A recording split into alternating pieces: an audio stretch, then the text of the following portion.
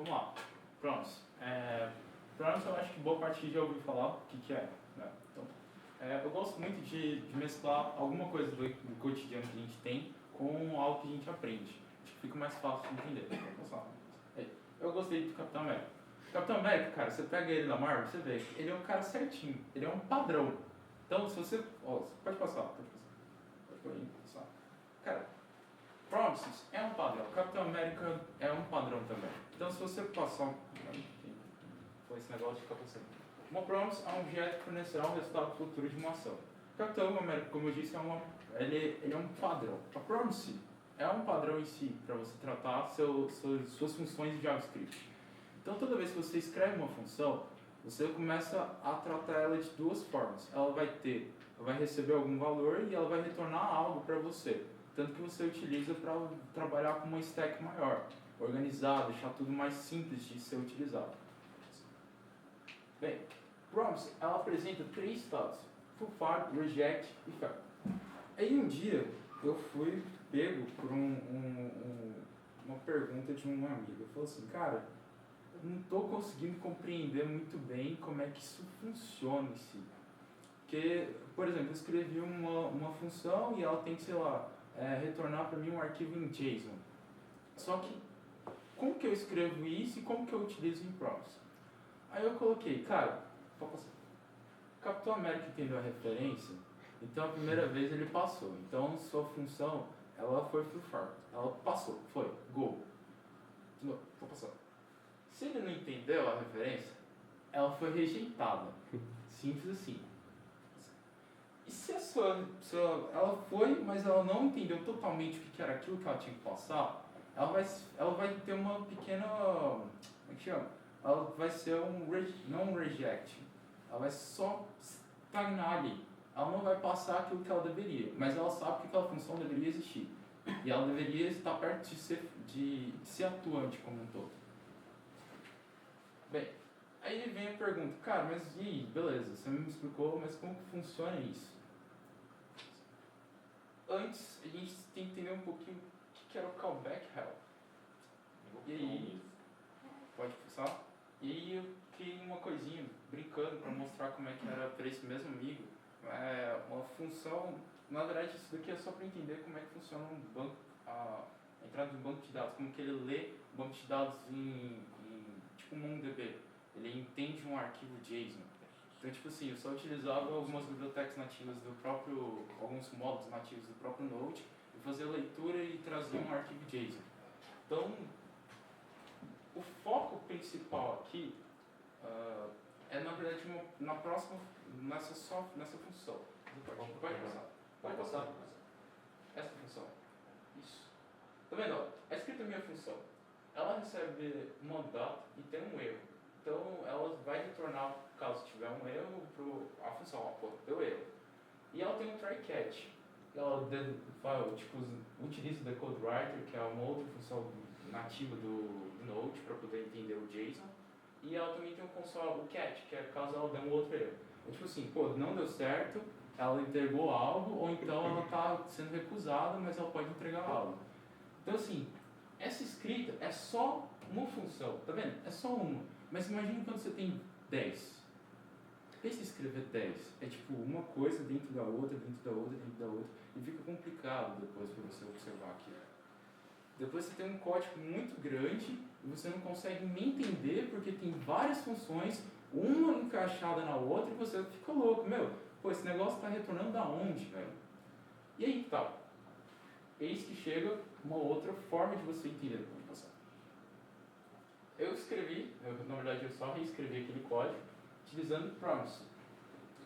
Aqui, como eu disse no segundo slide, Promise é um objeto. Então aqui eu passei aquela função, o file system, para dentro da minha Promise. E ele vai ter os 3 retornos que eu deveria ter realmente dentro de uma Promise. O mais interessante é o then. Ele vai retornar o valor real daquilo que eu preciso. Então assim, eu organizei isso, eu deixei ela mais simples de ser entendida. Então, se você... Pode pensar. Então, assim, se você olhar mais a fundo, isso daqui ficou muito mais organizado do que eu ficar passando várias e ter um monte de sequência para entender o que aconteceu de verdade. sabe? Eu vou ficar muito embaralhado com aquela outra forma, desde que eu passo só essa, uma promise, uma coisa simples, um objeto. Para que, poxa, é algo mais compreensível de um ponto de vista. Vou passar. Bem, entender um dos principais problemas de compreensão da maioria das pessoas é que promise é um padrão. Ele, assim, o padrão pode ser adotado, ele pode ser modificado em algumas partes, mas ele não pode ser modificado de um todo. Por exemplo, você pode entregar da sua função o objeto que ela queria, igual o objeto JSON, e entregar somente mais outro catch. Não necessariamente dois, mas um só. Ele ia trazer o reject e a outra que me falha a memória o tempo todo. Enfim, ele traria os dois. Então não é necessário que você tenha que o tempo todo utilizar dos dois cats. Você pode também ter mais outros dentro, porque você pode ter mais funções que se engajem junto com aquela sua promise, que é o seu objeto principal. Então assim, é muito mais utilizável, muito mais fácil de você tratar quando você tem um determinado padrão e dele que você possa trabalhar de outras formas. E eu acho que é isso. Perguntas? 40 segundos para perguntas. Bem, se não tem perguntas... É isso que você precisava para a apresentação? Vou passar. Thanks, guys.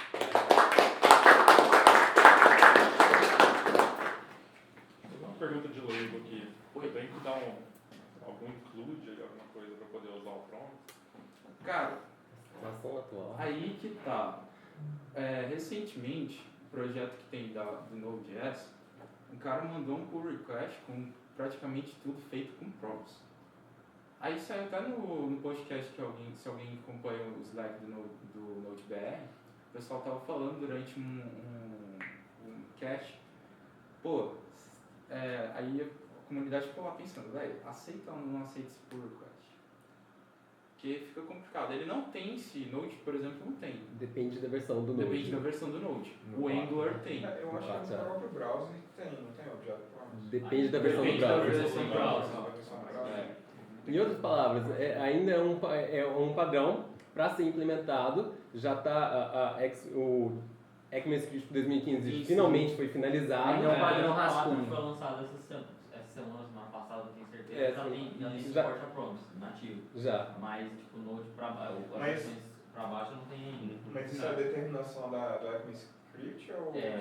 Faz parte do padrão ECMAScript. é os browsers No de 2015. mais Isso. Ah, Mas aí hoje... Mas aí se você quiser usar hoje, mesmo sem ter esse suporte nativo, você usa uma biblioteca de terceiros, por exemplo, essa Bluebird que ele usou aqui. essa Bluebird foi talvez a última mais bem conceituada, né? É a mais performática. É a mais performática.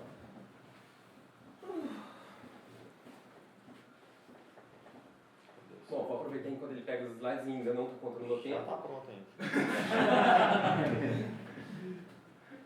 Na hora que for pra começar, avisa. Cadê o negócio aqui? Pra ele ajeitar, hein? Marcando. Bom, pode passar. Eu vou falar sobre a React Extension para JavaScript. E é uma biblioteca de terceiros, eu sou o Edgar. E vamos lá. Callback Hell, todo mundo acabou de ver, é um inferno. Basicamente, Ele tem muito pra falar, gente, deixa ele. basicamente é difícil de entender o fluxo, você não sabe o que quando você olha, você não sabe qual é a intenção do desenvolvedor e o tratamento é bem precário no caso das exceções. E também tem as condições de corrida. Por exemplo, aqui tem uma condição de corrida no caso do getAsync 2 com o getAsync 4 e só quando esses 4 getAsyncs forem resolvidos que eu posso fazer alguma coisa. Para resolver isso, eu tive que resolver isso com uma variável externa eu tive que usar essa variável aqui, que vai ser usada no escopo do getAsync 1, que quando o getAsync 4 ou o getAsync 3 forem resolvidos, eles vão atribuir o race done, e o próximo deles que chegar ali vai falar, já está feito, então resolvido, já posso fazer alguma coisa. Pode passar. Bom, prompts são muito melhores, né? Organizado, muito menos código, e até quando você olha com um pouquinho de atenção, você consegue enxergar a intenção do desenvolvedor. A gente precisava. Basicamente, aqui eu não estou usando o new promise, porque eu estou contando que essas funções vão retornar uma promise. Em todo caso, aqui resolve boa parte do problema. Mas, infelizmente, promises não dá para resolver todos os problemas. Principalmente, promises são para um evento futuro. Você tem um valor no futuro garantido que quando o den for chamado, você vai ter esse valor. Ou, quando houver alguma exceção, o cat vai ser invocado para você resolver esse erro. Só que isso funciona para um evento futuro. Quer dizer, significa que quando você for pegar um evento, uma sequência de eventos, ou então uma corrida, você vai ter que manusear isso de uma forma manual. Você vai ter que, usar uma variável em comum dos dois escopos para poder verificar a condição de corrida, como foi o caso que foi lá. Outra coisa, você não pode, cancelar uma promessa, vou chamar de promessa que fica mais fácil. Você não pode cancelar uma promessa, uma vez feita, ela vai ser cumprida. 2, você não pode atrasar uma promessa, por exemplo, ela foi cumprida, mas eu quero atrasar toda vez que a promessa for cumprida uns 250 milissegundos. Por que isso? Tem suas aplicações, a gente vai chegar lá. Eu não posso fazer um debounce, por exemplo, eu não quero que 2 promessas sejam cumpridas em um tempo de mínimo de 1 segundo. Quer dizer, se 2 promessas forem cumpridas num tempo mínimo de 1 segundo, eu quero que só no segundo seguinte elas sejam resolvidas. E a gente vai chegar lá para que isso? Tá, complicado fazer esse tipo de coisa. Próximo. Qual que é a questão? Aqui tem a matriz da reatividade que vai explicar bem isso. A gente tem um código síncrono. Um código síncrono, a gente tem acesso imediato aos valores, no caso, os objetos. No caso do unitário. E no caso das coleções, a gente tem acesso também imediato às coleções. Todos os elementos daquela coleção estão disponíveis imediatamente para a gente. Mas, no caso, para resolver o caso dos valores futuros, unitário, ou seja, eu vou receber um valor no futuro, a gente faz o quê? A gente usa as promessas. Ela resolve isso. Muito bem. Só que quando é mais de um valor para aquela mesma sequência de eventos, a gente não consegue fazer nada com aquilo. Quer dizer, o trabalho é muito manual. A gente consegue resolver isso com promessa, mas tem muitos casos que não são cobertos e a gente não consegue fazer, porque a gente só está esperando um valor futuro. Um exemplo disso, só para vocês entenderem um tipo de problemática. A gente tem um campo de sugestão. A pessoa digita as 3 primeiras letras. Então, beleza, já posso buscar o meu Ajax. Essa requisição, infelizmente, demorou. E o cara digitou mais uma letra e eu busquei o próximo Ajax. E essa porcaria do Ajax segundo voltou antes do primeiro. E o primeiro volta.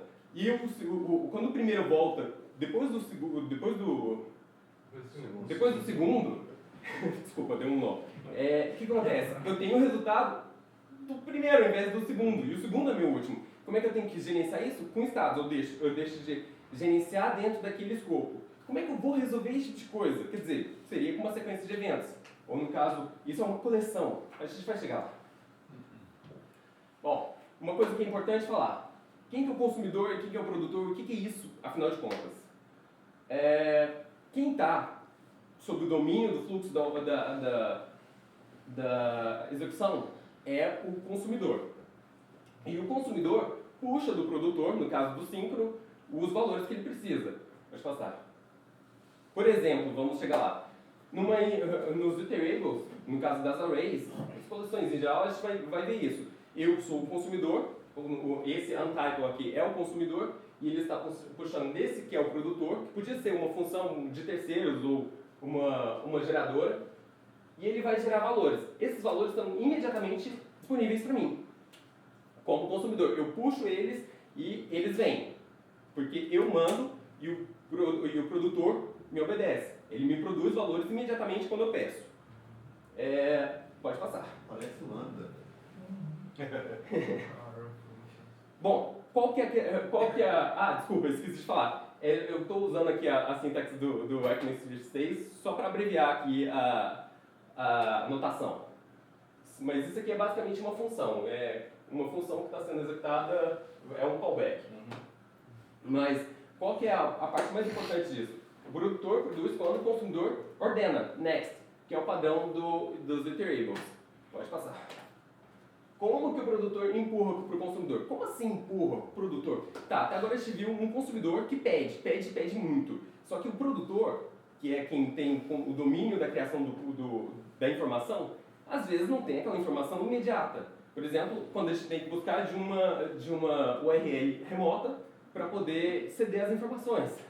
Então, o que a gente tem que falar? Calma, cara, eu te retorno quando eu puder. As promessas funcionam para isso, mas para um evento em específico, para um valor futuro. Então, no caso das promessas calma, cara, peraí, toma aqui, logo eu cumpro essa promessa. Tá aqui a promessa, eu vou te devolver daqui a pouco. Só que no caso de uma coleção, as promessas não funcionam. Acelera que acabou. Vai. Droga. Acabou. 3 minutos. No caso das promessas, elas só resolvem para um evento futuro. Ou seja, não resolve para o nosso caso de vários eventos, pode passar. Então, a RxJS chega para nos salvar. Pode Agora passar. que vai começar a palestra. Exatamente. Pode passar. Já é o próximo tema.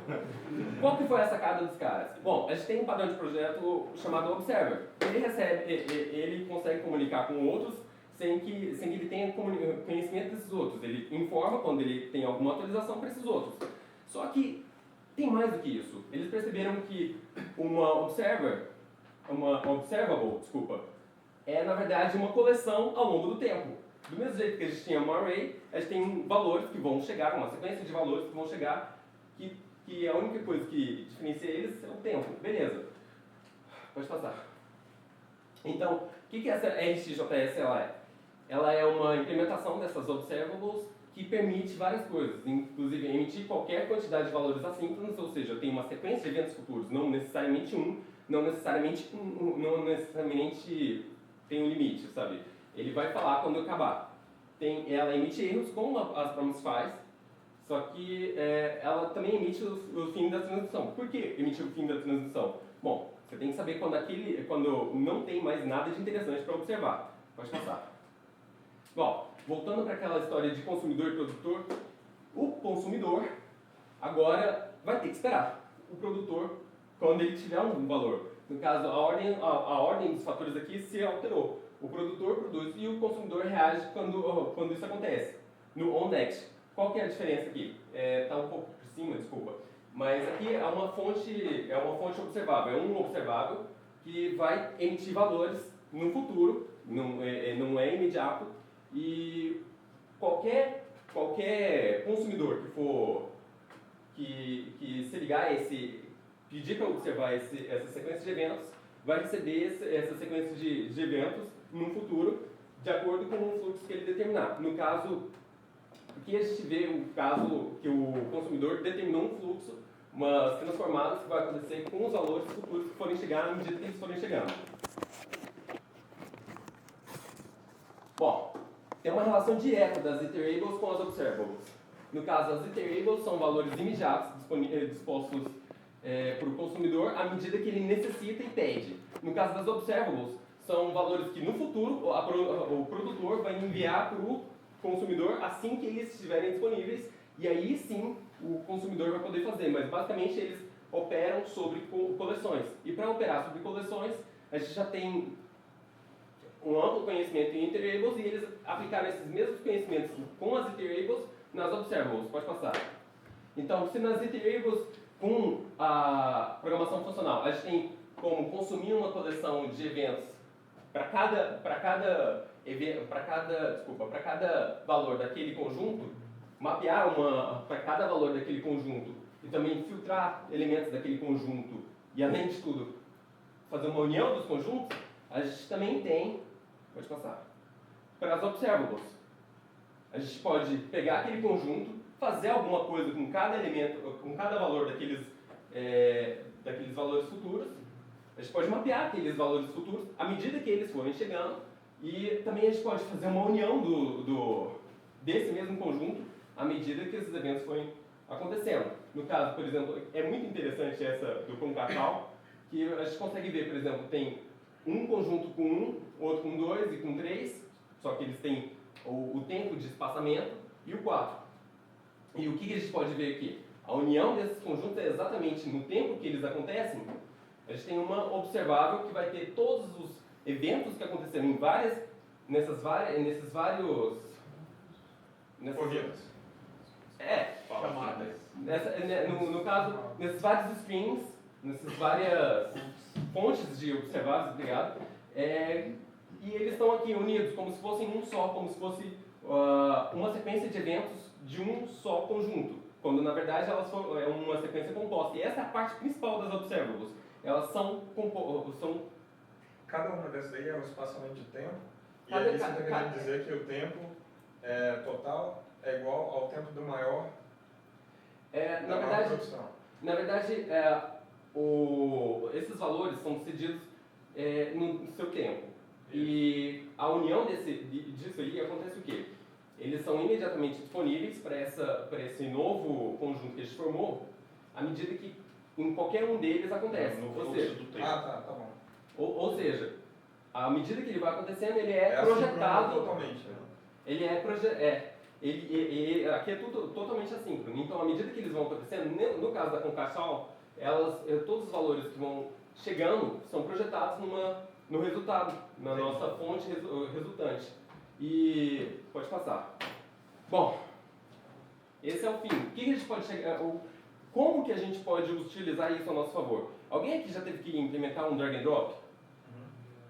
Que é uma beleza, né? Assim, tipo, é fácil, é aquela coisa de tipo, a gente só usa pequenas iterações, não precisa de valores externos ou uma variável para controlar as coisas. Bom, sarcástico. Mas aqui no caso das observables, no caso com a RxJS, a gente tem a possibilidade de pegar uma sequência de eventos, no caso o mouse down, filtrar para que acontece apenas no elemento que a gente está observando, transformar aquela sequência de eventos. Eu vou fazer o quê? Aqui está acontecendo, mouse down.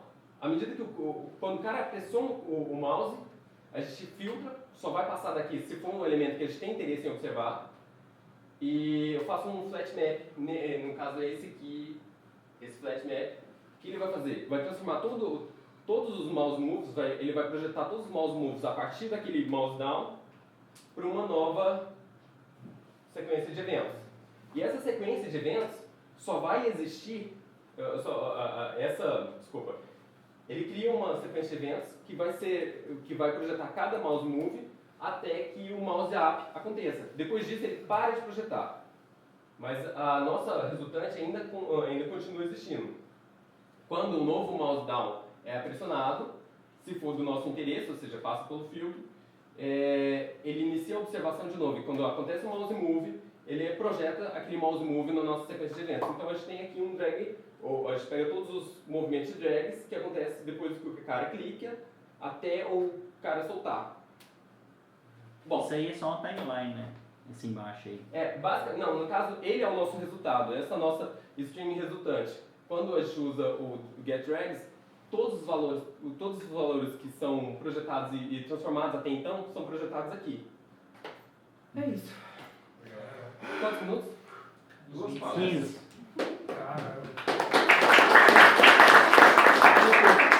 Deixa eu tentar fazer uma pergunta bem rápida, assim, para todo mundo. Tem como eu usar esse conceito para ver quanto tempo o usuário passou em cada parte do meu texto, da minha página? Dá. Forma de métricas? Tem. Por exemplo, o caso que a gente podia fazer é observar o scroll. Isso, scroll. A gente coloca, por exemplo, uma das coisas que a gente poderia fazer é iniciar um timer toda vez que o cara desce o scroll. Quando ele parar, quer dizer, toda vez que o cara parasse de dar scroll, a gente inicia o timer. Quando o cara der o próximo scroll, a gente pega o tempo que durou, Tempo relativo.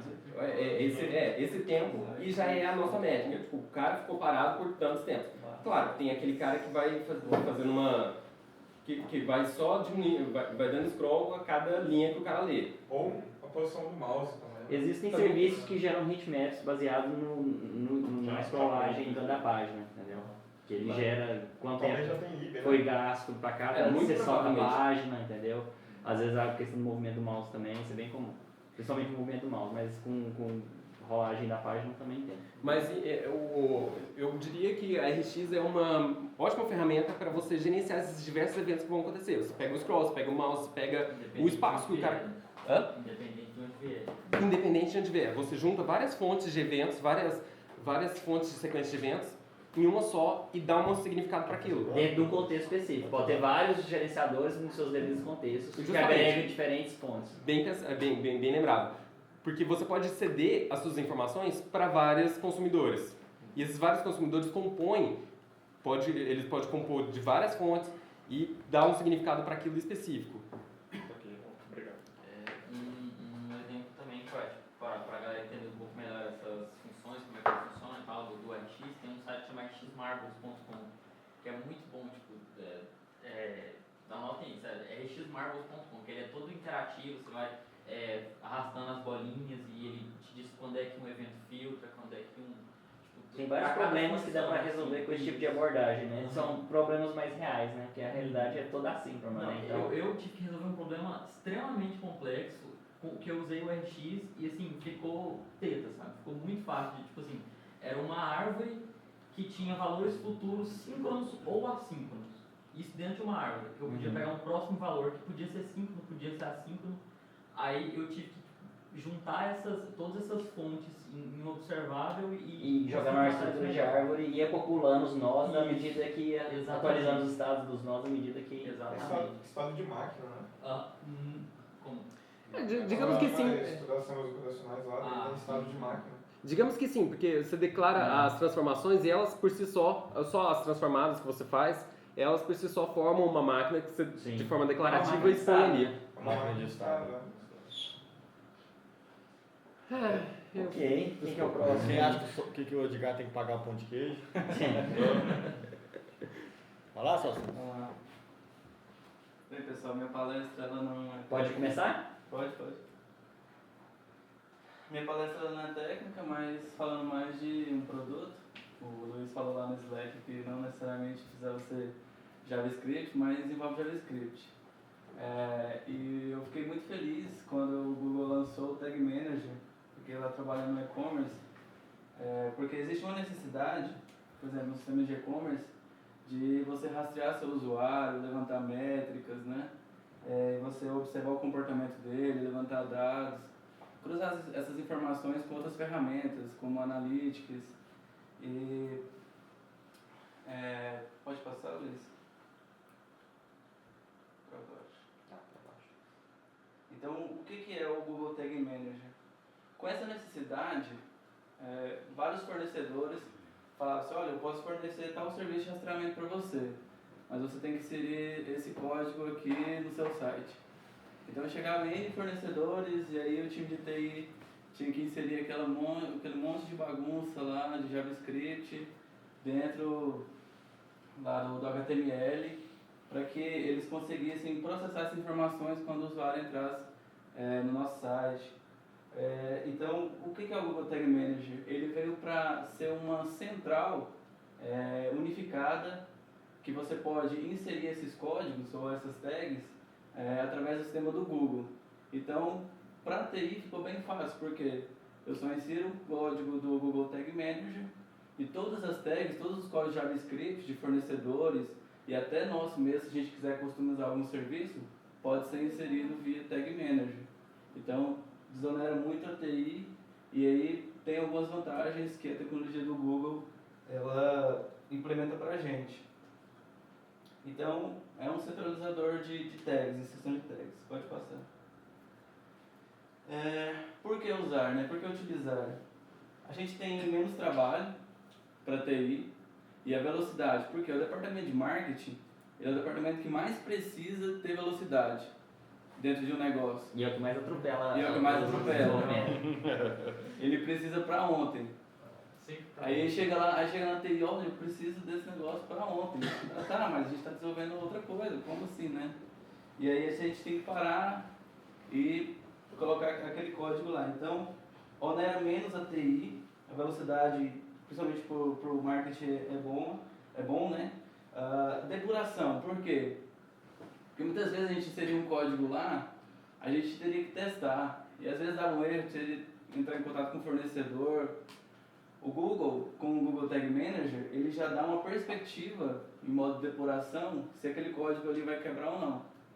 Então ele pode ser um cara do marketing que insere aquele código ali que o fornecedor passou. Então ele vai falar, não, tá, beleza, pode publicar em produção. Então onera muito menos. A flexibilidade, né, para você utilizar também, por exemplo, se eu quero rastrear quem clicou em tal botão, em tal página, antigamente eu teria que inserir lá um código JavaScript fornecido pelo Google Analytics. Com o Google Tag Manager não. Você consegue inserir esses rastreamentos, esses comportamentos por lá mesmo, via customizável, código JavaScript. O cara coloca um JavaScript lá, nomeia essa tag, coloca em produção e já vai estar rodando. Também questão do carregamento assíncrono, porque tudo via Tag Manager é carregado assincronicamente. Então não tem problema para você que precisa de velocidade, né? No seu site, por exemplo, no e-commerce a gente precisa de muita velocidade, porque 1 segundo milhões de vendas que a gente perde.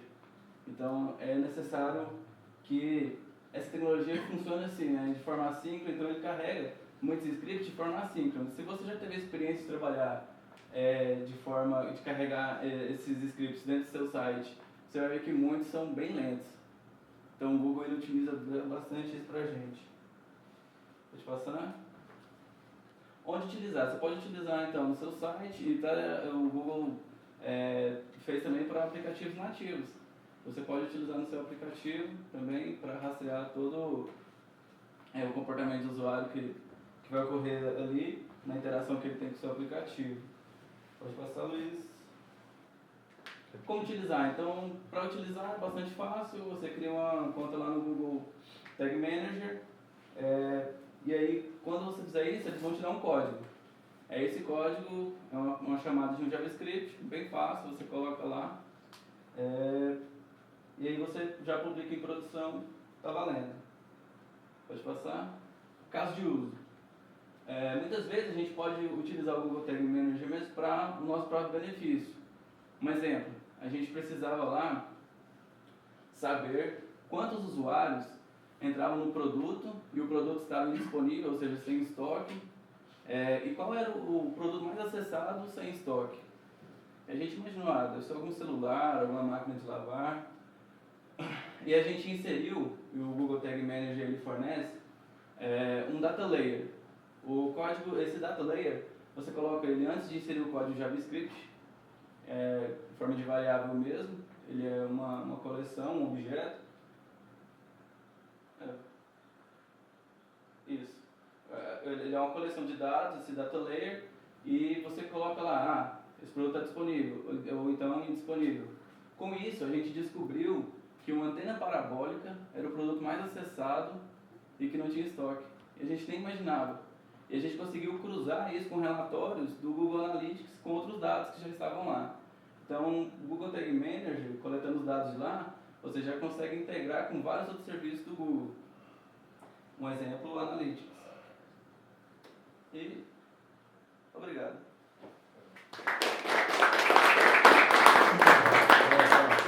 Ele faz algum cache prévio das bibliotecas que ele carrega? Ele trabalha com um cache bastante inteligente, né? Principalmente ele tem sido utilizado para aplicativos. Se você entrar lá no Google Tag Manager, de cara lá já fala sobre cache. Mas ele não faz cache indevido não, né? Porque às vezes tem biblioteca que você carregar de forma mais dinâmica, que ele carrega um dado dinâmico, alguma coisa assim. E aí, se fazer cache dele, você pode ter alguma inconsistência, assim, digamos. Por exemplo, o Data Layer, ele considera que é isso. Dinâmico, É né? dinâmico. Então, ele considera isso, então ele trabalha Isso de aí, forma ele tá inteligente com no... isso. Entendi. Legal. Jean, Marcelo, querem ir? Você quer ir? Dá pra plugar aqui? Tem entrada HDMI aí? Tem. Fechou.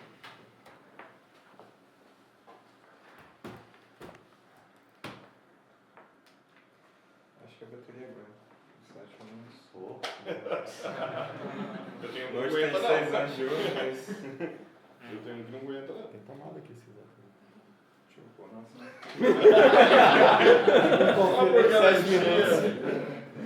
Acontece, né? Posso te ajudar ali, velho? Valeu.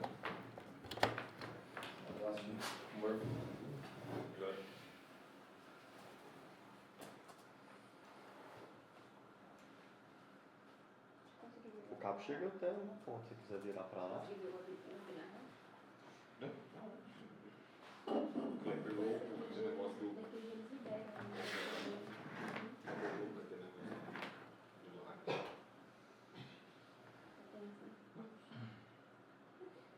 pegou isso não. Deixa eu ver. Qual? Do lado? Ah, não. Mas tipo assim, daí as duas rodas de um. Aí às vezes para na cama de assim, próximo. Tô com essa ideia agora com ele. Uns 10 O mouse chegou lá. E fiz alguma coisa, tem acerta o ponto feio. Tipo assim, ele vai na teste, você falhou. Em vez de fazer a própria inserção direta. É bem explícito. Valendo. Então, boa noite, galera. Meu nome é Marcelo, vou falar sobre o GrãoJS, é uma framework MVC Node.js. Usa Node.js, AngularJS, Twitter Bootstrap. Eu vou tentar ser o mais rápido possível para mostrar o negócio funcionando. Quem sou eu não importa muito. Tá? Esse código aqui é de 2013, então muita coisa evoluiu de lá para cá. Considerem que o que eu vou mostrar é de 2013. Tá, você tem um arquivo lá que define a aplicação, né, o package.json e tal. Aqui você tem as definições das rotas, né? Ah, tá, então. Isso aqui, na verdade, foi uma união de diversos códigos que eram legais na época em 2013 no Node.js. Então usa Express, usa Passport, usa outros lá e tal. Mongoose, né? Então aqui tá, a definição das rotas. Aí trabalha com MongoDB, trabalha com Node.js, né? Tá. E a gente se baseou quando você vai desenvolver um sistema operacional ou qualquer tipo de aplicação que seja, quando você vai definir a dependência dos componentes, você pode pensar de duas formas. Monolítica, na qual você não se preocupa com quando um componente depende de outro. Você vai desenvolver de forma monolítica, né? E quando você vai desenvolver, é mais simples, o kernel do Linux é monolítico, por exemplo. E quando você vai desenvolver numa arquitetura microkernel, você tem um núcleo muito, muito simplificado, com um protocolo muito bem definido, no qual vai trocar mensagens de um componente para outro, e essas mensagens são compreendidas por todos os componentes.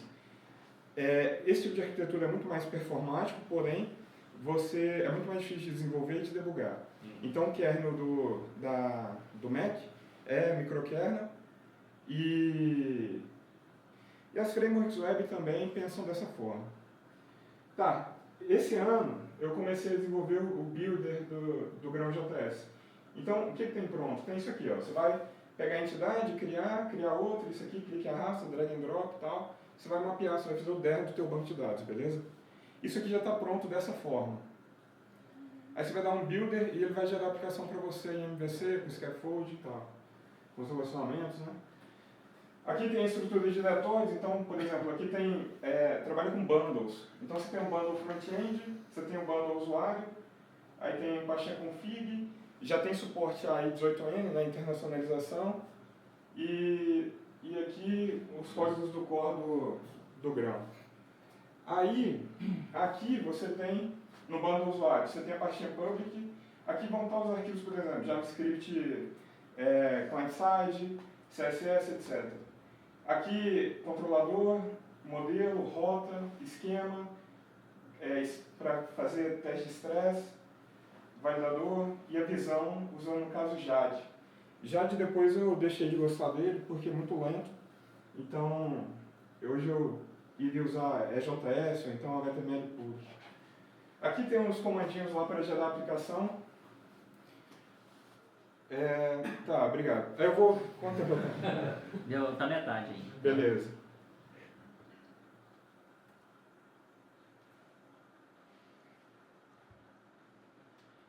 Aí, vou mostrar uma aplicação funcionando. Eu pretendo, né? Comum demais, eu acho que Fica assim, Eu vou aumentar a fonte, né? comum demais, eu acho. vê se vai. Terminal É, vai. Ctrl mais, é. É, Não é Ctrl minha mais, de né? Foi não, hein? Não, mas relaxa, não é isso. App. Pá. Essa aplicação Go, toda aplicação do grão, quando você der o npm instalar ele, você vai ter essa pastinha gen. Essa pastinha gen define os esquemas, tá bom? Aí você vai definir os esquemas aqui, beleza? E é isso aí. Depois você define o esquema. Você é do banco, você fala, né? É, o esquema do banco. Uhum. As tabelas, no caso as collections, né? Uhum. Aí tá. Aí depois que você gerou, depois que você definiu os esquemas, você vai gerar a aplicação. Aí você vai pegar e vai rodar. Marcelo, só uma dúvida. Você define um só arquivo, todas as coleções ou... Não. Você define Por bundle, né? Não. Por entidade. Aqui você tem entidade de atividade, entidade de endereço, entidade de cliente, situação cliente, e-mail. Você fica no core do grão. Você joga no core ou você joga Não, no não, lugar isso é específico? gerado. Não. O core, ele só vai te fornecer uma CLI para começar uma aplicação. Ah, então o core é global. O core fica global pra gente O trabalhar core fica como global. Ele vai gerar código pra gente, né? Vai gerar código, o objetivo dele é esse, gerar código. Uhum. Tipo Express. Não. O Express hoje ele gera código, né? Só que ele não gera código usando o Twitter Bootstrap, AngularJS. E também o código dele é bem simples. E na época ele não gerava código. Não sei, acho que não. Nas primeiras versões não. Mas na época não gerava. Mas de qualquer forma o Sales já existia. Ah, vocês. O Sales já existia, né? O Sales usa Express também, né? Usa. Então. Quem usa Express é o Netflix dele.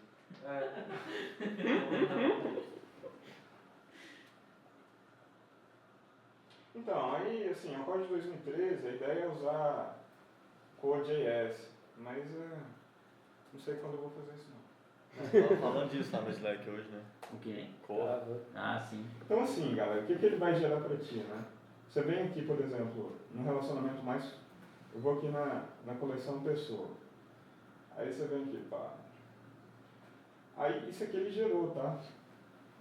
Tudo isso aqui ele gerou. É tipo um Django. Um Python, no caso. É, Rails. É Rails, é JBossing. Mas nenhum desses caras vai fazer o que eu vou fazer aqui agora. É sério. Você tem 5 segundos. É isso aqui. É o seguinte, você vem aqui em fornecedor, aí você vai em novo, aí você, cara, ele gera os relacionamentos N para M, N para 1 para N, entendeu? Tudinho. E as frameworks não fazem isso. Suporta subcoleção. Então, por exemplo, eu venho aqui e faço... Isso aí é o scaffolding dele? É. Aí parará. Deixa eu salvar aqui.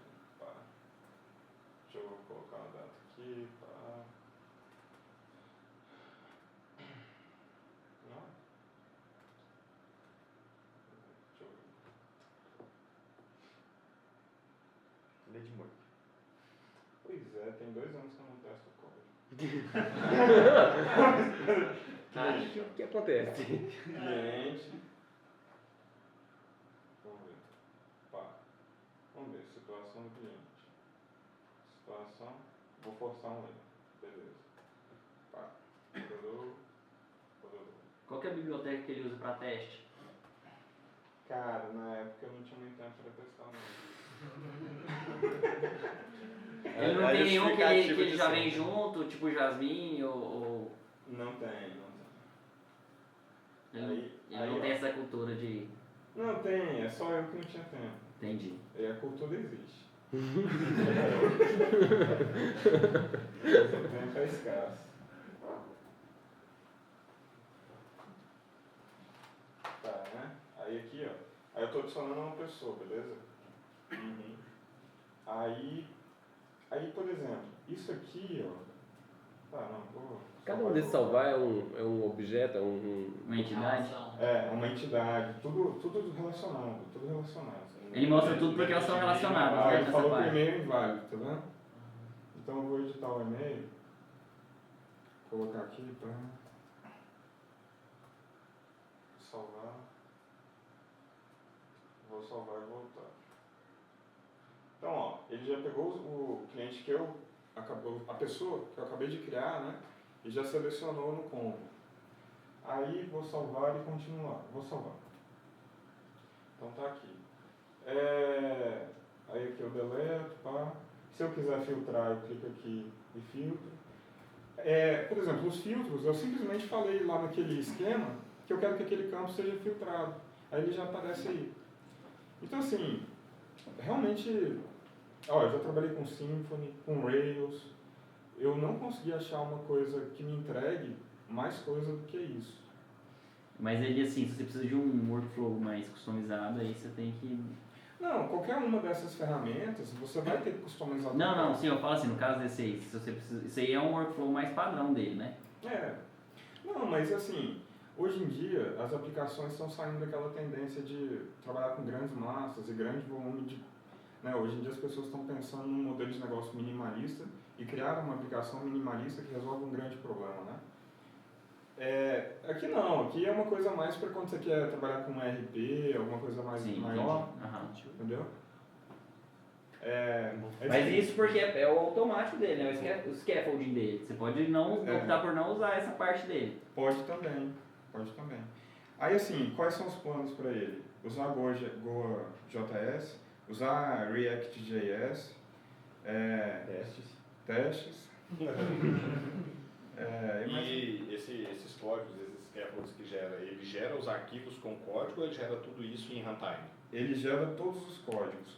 O que eu acho que tem maior valor no grão, isso eu acho legal, mas o que eu acho que tem muito valor é a forma como foi desenvolvido o gerador de código. Porque foi baseado no GCC, entendeu? O GCC é um compilador, né, em C, e aí ele tem as etapas lá de compilação, e numa delas tipo, você trabalhar com pré-processadores. Então, quer dizer, no futuro, eu quero ver se eu consigo gerar código não só Node, mas Ruby, Python, tudo, entendeu? Porque uma coisa que eu gosto muito é fazer benchmark de linguagem, de framework. A transformadora, então, é plugável? Oi? A transformadora é então, totalmente plugável. Você simplesmente cria skeletons de códigos. Então, por exemplo, o skeleton do controlador, ele tem lá, sei lá, poucas linhas, entendeu? Para mim criar um código Ruby similar é simples. Né? Até quem curte Ruby ou Java, qualquer coisa, eu consigo ajudar para portar para outra linguagem também. Obrigado.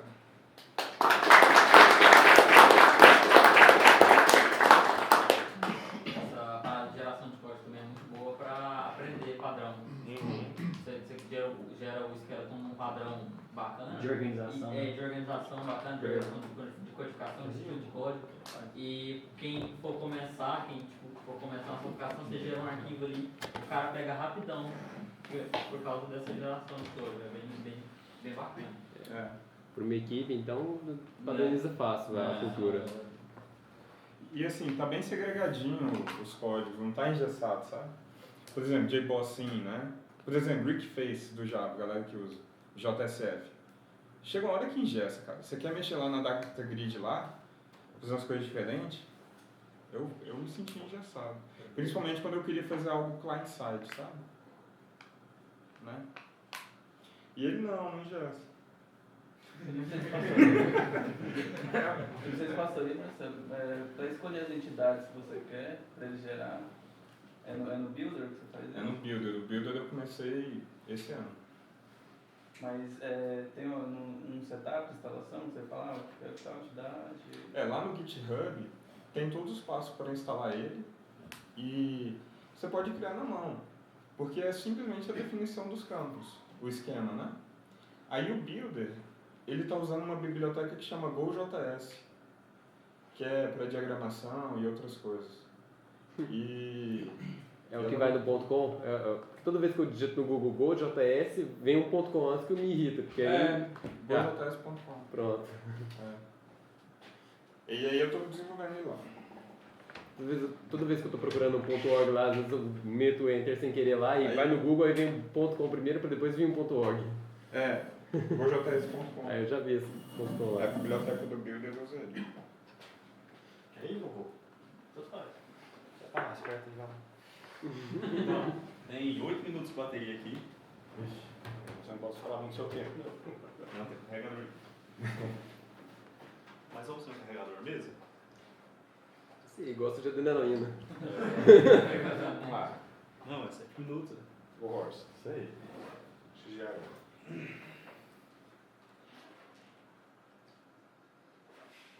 Então vocês vão me zoar porque eu uso Windows.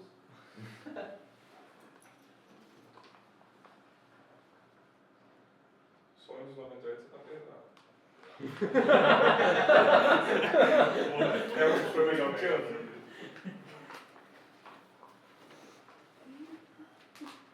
Vai, velho. Windows P.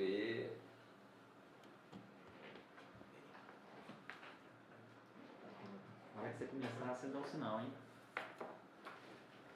Então eu vou.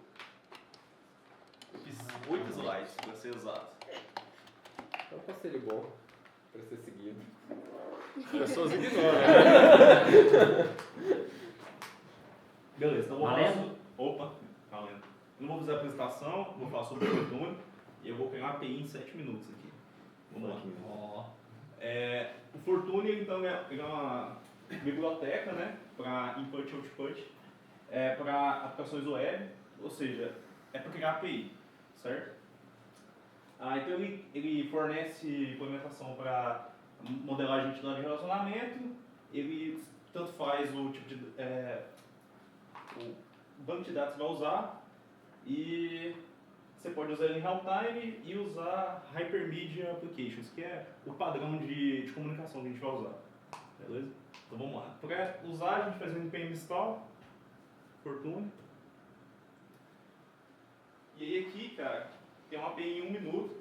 Basicamente a gente importa a biblioteca, importa o HTTP, a gente cria uma store, fortune.create, cria o servidor, server, né? HTTP.create server, injeta o Fortune lá dentro, passando na store, e define os tipos. Aqui eu estou definindo 2 tipos, participante e evento.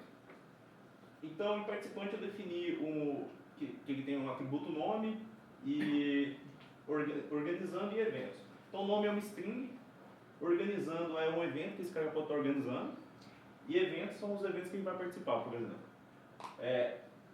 Aqui eu estou mapeando com qual atributo de outra relação ele está ligado, certo? Então aqui eu estou falando que ele está linkado com evento, certo? No caso, eventos ali, está linkado com evento, ele está linkado no atributo, na propriedade participantes, e é um array, ou seja, nesse caso aqui de participantes é N para N. No de cima, que é organizando e organizador, é 1 para N, certo? Eu defini o tipo data aqui, o date, ele não aceita o tipo array, acho que é para você fazer os relacionamentos, mas é o único tipo que ele não aceita. E aí depois você faz o store connection e manda ele escutar, né? Esse é o básico, que era para ser feito em 1 minuto. A gente faz 1 minuto assim, ó. Melhor sinal aí. Beleza. Então aqui abre o WebStorm.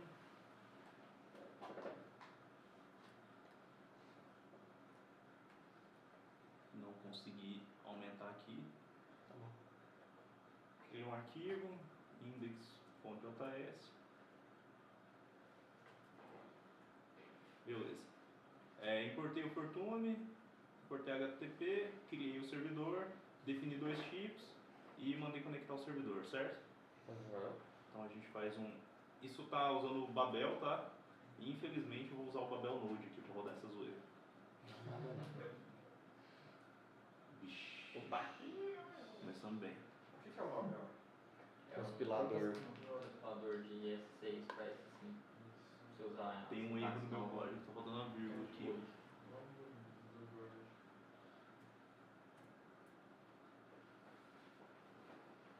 eu já abrir meu post aqui.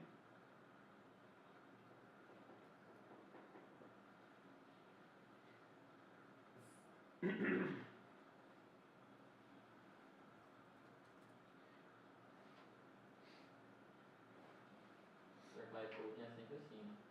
É. Mas não tem problema não, tem mais organização, vamos lá. Tá aqui. Então, eu não tinha o Babel instalado nesse computador, não, eu instalei agora, quando eu cheguei aqui. Tá, então, vamos falar a arquitetura dele. Então, ele tem o core. O core ele te entrega algumas coisas para você trabalhar com os dados. Por exemplo, você pode fazer, você pode transformar os dados antes de você inserir eles no banco ou antes de devolver eles para o cliente. Você tem os adapters, que são os caras que você encaixa para você conectar com o banco. Então, ele já tem do MongoDB, do Postgres, do NEDB e tem um cara fazendo do RefinkDB. Por padrão, ele já vem funcionando em memória e tem um outro que eu não lembro. Ele tem os serializers. Serializers são qual o padrão de comunicação que sua aplicação vai usar. Então, por exemplo, no JSON API, vocês entrarem em JSONAPI.org, vocês vão ver lá como é que funciona esse padrão e tal, ele é hypermedia. Micro API é a mesma coisa.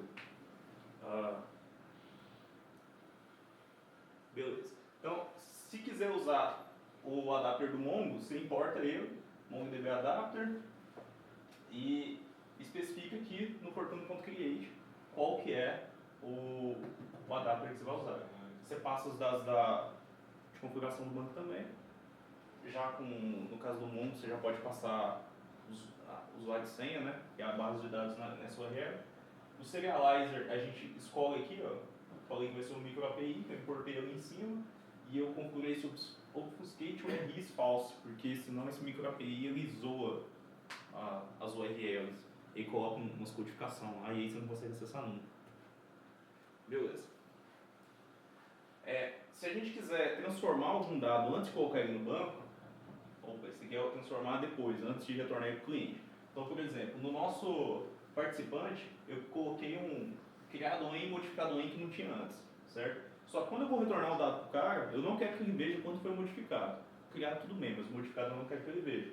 Então eu faço um transform multipunch no participante, deleto o modificado em. Tem um ponto aqui, tá? Tá aparecendo, mas tem um ponto. Beleza, vai na fé. E aí você retorna o record, né? O recurso. Certo. Mas às vezes a gente precisa de um pouquinho a mais assim. Por exemplo, sempre que criar um dado novo, um registro novo, eu quero adicionar um criado em nele e um modificado em. Quando alterar, eu quero adicionar um modificado em. Então o que eu fiz lá no meu projeto? Eu estendi o MongoDB Adapter, criei um custom adapter e eu chamo as funções dele. Então, fiz um super.create, editei aqui, né, no caso de cima os records, no caso do create, no caso do update, os updates aqui, e vai fazer para mim, para todo mundo nesse caso aqui, né? Não é só para um recurso. Deu certo. Hã? Deu certo. Tá. Falta só essa daqui. E tem os serializers, que é da comunicação. No meu caso lá eu usei o serializer para criar autenticação. Então ele tem esse método de process request, que toda vez que é feito um request por Fortune, cai nesse cara. Então eu verifico lá, verifico o token basicamente. Eu pego o token e faço uma validação, que eu não coloquei aqui, porque senão pode ficar grande. Se for inválido, eu dou um autorização de erro e é isso aí. Deixa eu te perguntar, as URLs que ele gera, as rotas, ele segue um padrão REST? Ele segue o padrão ou do JSON API. Eu falo assim, em termos de criar, deletar... Ele segue o padrão do JSON API ou do micro API, tá. que você escolher, entendeu? Você que você escolher. Entendi. Por exemplo, o update é feito com patch, os dois, tanto no micro API quanto no JSON API. Fala o verbo da HTTP. Entendeu? No micro API, você usa aquele símbolo do micro, sabe? Aquele usinho estranho e tal. para os IDs, por exemplo. É um micro, 2 pontos ID. Então ele segue uns padrões lá. Então está definido nisso. A única coisa que a gente tem que fazer mesmo aqui é criar uma API simples, por exemplo. Aquela Poké API que tem na internet aí, que é a API dos Pokémons. É isso daqui. Você define os tipos e ele faz o resto. Então eu vejo isso aí mais para microservice, né? Que é mais interno, porque você lida com autenticação, por exemplo. Não, você tem que fazer externo. Tá. Por exemplo, eu usei o Express. Eu usei o Express e aí eu só coloquei lá no Process Request a validação do token. Só isso.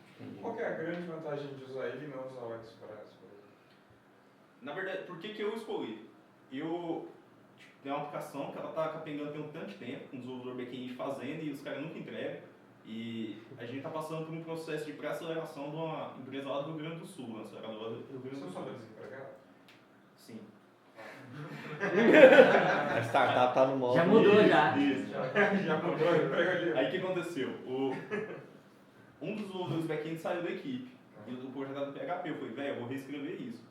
Só que eu tenho até semana que vem para estar tudo pronto do jeito que estava antes. E melhor. E aí eu falei, cara, eu vou fazer o mais rápido possível. E aí eu já tinha mexido com o Express e tal, mas eu falei, cara, é que eu vou precisar definir os tipos de dados. Eu não vou precisar preocupar em como que eu vou responder pro cliente, porque ele já vai fazer isso para mim, eu só escolho o padrão que eu quero usar. Não vou precisar preocupar com como eu vou comunicar com o banco de dados, porque ele já faz isso para mim também. Entendeu? Então, eu escolhi porque eu não ia preocupar com tanta coisa. Entendi. Basicamente é isso. Mas quando você precisa de uma aplicação um pouquinho mais complexa, eu acho que o Express é melhor, o Coa é melhor, uma outra coisa. De coração, o que vocês acham daquele Kraken.js, tirando que foi feito por uma empresa grande? Eu olhei e fui embora. Cara, eu não vi vantagem nenhuma. Eu olhei e fui embora. Porque não teve vantagem nenhuma mesmo. Foi o que você acabou de falar. É porque o Kraken, na verdade, era pra suprir o Isomorphic, né? Na época, tipo, tava uma coisa, tipo, foi quando lançou o Dust, o Kraken, pra ser tudo um conglomerado só ali pra usar. Só que no final das contas não reinou porque era chato usar. Bom, e é isso aí. O site tá aí. Jean, então ele só funciona, ele é para criar APIs no servidor. Pode criar API. Só pra isso. Tá, mas do jeito que você falou, daria para usar ele no cliente também, né? Com um serializer que fosse, por exemplo, com um adapter que fosse que requisitasse remoto, com um serializer que fosse um deserializer. Só que se você usar no cliente, fica vulnerável, né? Porque quem consegue monitorar os requests, você consegue acessar o banco de forma aberta. Sim. Mas assim, ele é para API simples, então, o que nem o sistema que ele mostrou da RP, não. Não. Beleza? Sitezinho aí, eu sou o Jean. Hoje é. Acabou.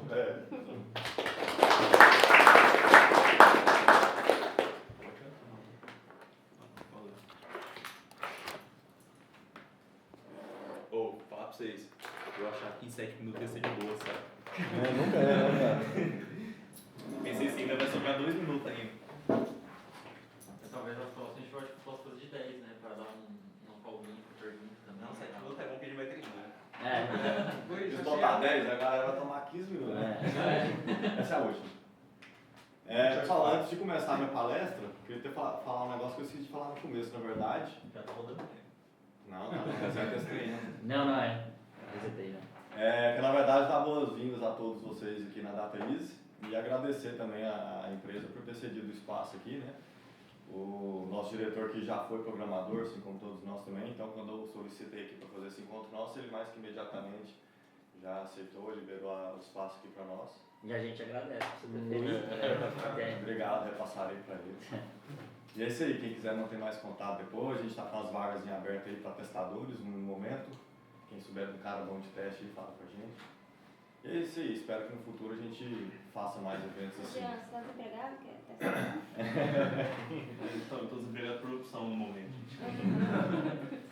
A gente sempre faz as palestrinhas aqui, tipo essas assim também, as Day Talks nossas aí. Só que no momento, por falta de espaço também, a gente não está abrindo ao público.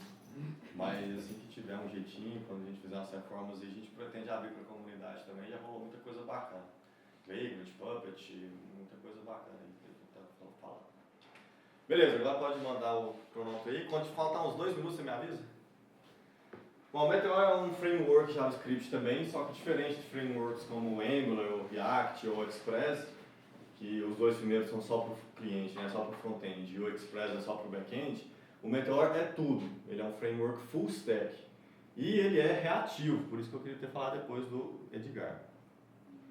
E ele faz tudo por você, inclusive os slides. Eu não tive trabalho nem de fazer os slides, ele já tem o kit de palestrante dele. Não vou passar muita coisa aqui. Ele é 100% JavaScript, é um base de código só para rodar em todas as plataformas, ele tem um Cordova embutido. Mais pra frente a gente vai falar. Então, com o mesmo código você gera sua aplicação para web, para Android, para iOS. É aberta, totalmente open source. E é fast and fun. De fato, é divertido trabalhar com ele. Ele foi feito nesse mesmo esquema do Fortran, assim. É para você trabalhar com aplicativos que você tem que fazer de forma mais rápida, de forma mais prototípica. Ou se você tiver uma equipe muito boa para desenvolver aplicações mais complexas com ele. Ele vem embutido uma ferramentazinha de linha de comando, chama Meteor também, e a partir dela você faz tudo. Cria scaffold, reseta o banco, cria banco, conecta, faz deploy, roda teste, ele faz tudo. Você não precisa instalar praticamente mais nada. As de migrations, por exemplo, eu nunca gostei, por exemplo, do Rails, como que ele resolve isso? Ou não resolve? Boa pergunta, ainda não sei. Eu li um livro básico dele nesse feriado, o último agora, e fiz um Hello World nele. Essa é a minha experiência com ele até então. Ele tem um esquema de console também? Tem. Igual do Rails lá, né? Rails Server, Rails Console tem também. Só pra saber, o Hello World foi o de convite pro Slack, né? Não, esse foi um segundo. Porque lá já estava praticamente pronto. Foi um pouco mais complexo que aquele lá. Ele tem a camada de visão que é o Blaze, que é algo similar ao React, também é reativo e tudo. Mas também você pode plugar o Angular ou o React nele. Trabalha com o conceito de Live Query, não vou entrar nesses detalhes agora. Tem o próprio sistema de módulos dele, então você instala módulos nele, igual uma apt-get assim. Quero adicionar Bootstrap, quero adicionar o RxJS, quero adicionar o Fortune.js. Com o Meteor Edge e o nome, você já adiciona. Você sabe, por acaso, me dizer, por que eles não usaram o NPM? Boa pergunta, a comunidade está perguntando isso para eles também. Eu acho que é controle, aquela coisa da filosofia da Apple, eles querem controlar tudo para te dar uma experiência melhor, né? Para garantir uma experiência que eles querem proporcionar, né? Controle de qualidade. Mas tem muita gente questionando isso mesmo, que às vezes quer usar a última versão do pacote NPM, mas não pode, e fica lá uma versão desatualizada do pacote deles. O Angular também usa essa filosofia, né? Ele tem um cliente dele para poder adicionar o pacote. Já tem o próprio build dele e usa o Cordova, como falei também. Por que usar ele, né? Aí aquela historinha, antes era a página assim, que tinha refresh, que não tinha Ajax, né, tudo. Nossa, poesia, né? E eu não, né? Isso é uma focada ali. E hoje é aquela coisa, né? Foco no mobile, com coisa responsiva a todo momento, né? Quase real time, coisas colaborativas. E para quem usa mobile, a gente quer aquele feeling de nativo, né? Lá, o Trello acho que é feito mesmo, se não me engano. Tem um Rocket Chat, que é uma aplicação brasileira. Tipo o Slack, né? Tipo o concorrente do Slack feito nele também. A Maria Americana usa. Isso aqui é o resumo da palestra. Isso aqui é no lado do cliente, então ele gera para web, gera para mobile, tem a camada dos componentes, a lógica dele, o framework de visão que você pode escolher, um cache local no cliente, o live query no servidor, sua arquitetura de microserviços, que é opcional assim, mas internamente ele usa, e aqui as suas fontes de dados, né? Mongo, SQL, REST, etc. E esse aqui é um dos grandes diferenciais deles, que é o protocolo de dados distribuídos, Distributed Data Protocol. Como é que funciona? Quando você faz uma alteração do lado do cliente no navegador, ele automaticamente já reflete essa mesma alteração no servidor, sem você ter que fazer nada, nenhuma linha de código. Isso que é a mágica dele, assim. Você instancia lá a minha lista de contatos. Aí quando você faz um ponto .ed lá no navegador, ele já coloca lá no seu banco de dados. Ele vai primeiro no seu cache local aqui, ele trabalha com o conceito de UI otimista, e aí no background depois ele comunica em tempo real utilizando o WebSocket, ele não usa HTTP, utilizando o WebSocket e manda para o servidor. E da mesma forma, se alguém colocar mais uma pessoa lá no outro computador, algum usuário na internet no mundo, adicionar uma pessoa nessa lista de contatos, ele automaticamente vai refletir na sua tela lá essa alteração em tempo real, sem refresh e sem Ajax, só pelo web Então service, ele, web forte. por padrão, ele é single page application. Sim. Não tem opção. Essa é Não, até onde o meu limitado conhecimento vai, não. Quando você faz o package lá para até porque você trabalha com WebSocket, aparentemente. eu não sei se só, Tá. mas é o padrão. Tá. Eu tô Mas, meio mas baixo. o Rocket Chat é uma aplicação completa. Tem várias páginas. Entendi. A single page que ele fala, acho que é que a aplicação toda vai embutida num arquivo só, numa página, entre aspas, só. Não tem. É um single page. É o conceito de single page, não que é uma página. Exato. Aí que é pra falar, vou fazer um NEM, mas não vou fazer. Aqui assim é só ilustrando como é que funciona, né? Quando alguém faz um insert, por exemplo, aqui numa coleção messages, ele vai pros métodos do Meteor lá no cliente, tem uma mini versão do Mongo rodando. Passou 1 minuto dos dois lá que tava faltando. Falou, né? E aí pelo WebSocket ele reflete aquilo no lado do servidor. Ele, de padrão, também já te dá hospedagem gratuita, você coloca lá meuapp.meteor.com, com uma linha de comando lá, Meteor Deploy. Aí passa o nomezinho lá, meu app. Ele já cria a conta, já faz o pacote, já faz o deploy, já atualiza lá para você. Então você já pode até testar a sua aplicação no mundo real sem custo nenhum. Que opção de banco que ele dá nesse caso? No caso ainda só Mongo. Tem o Postgres experimental, mas parece que é pro mês que vem, que é a próxima versão do Meteor já vem com suporte para Postgres. Nossa, quanto investimento. Eles receberam muita grana, então, e os caras lá são bons. Multiplataforma, como eu falei e tal. E ele também tem o mesmo esquema do React lá, que é de fazer hot code, replacement lá. Mas em produção ele faz. Tem produção? Eu acho que sim. Faz sim. Eu até li uma postagem no blog que fala dos cuidados de ter para isso. E é isso, ele tem reatividade também, então você não precisa codar assim, quando clicar no botão, adicione na lista, aí lá no servidor, escute a lista, se vier um novo registro, coloque no banco, isso tudo já está... Porque ele já vincula diretamente o modelo de dados com a interface. Com a interface. Tipo o Flex faz um bind. Não sei, nunca mexi com o Flex. Você só tem que fazer um publish no servidor. Falar assim, ó, esse cara aqui... Vai escutar tal coleção lá no servidor. Você faz um publish no servidor e o negócio... É isomórfico, né? Você escreve tudo JavaScript no servidor e no cliente, e não só a mesma linguagem, mas às vezes o mesmo código. Você pode aproveitar o mesmo pacote, fazer uma validação, sei lá, por exemplo, no cliente e no servidor usando o mesmo pacote lá, o mesmo módulo. É um if. Quem está usando aí, tem um monte de empresa aí, tá?